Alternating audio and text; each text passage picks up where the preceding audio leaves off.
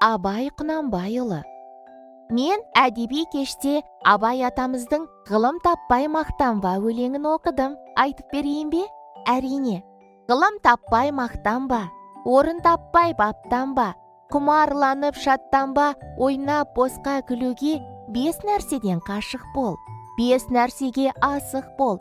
Адам болам десеңіз, тілеуің, өмірің алдыңда.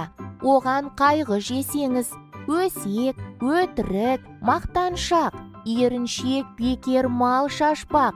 5 дұшпаның білсеңіз, талап, еңбек, терең ой, қанағат, рақым ойлап қой. 5 асыл іс көнсеңіз.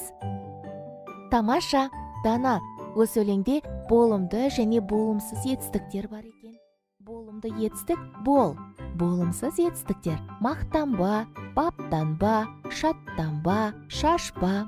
Болымсыз етістік қимыл іс-әрекеттің жүзеге аспауын білдіреді. Бұл сөздерде болымсыз етістіктер па, ба жұрнақтарының жалғану арқылы жасалған. Жарайсың, Алина. Білгенің жөн. Шақыру қағазы туған күнге, мерекеге, кездесуге шақыру мақсатында әзірленеді.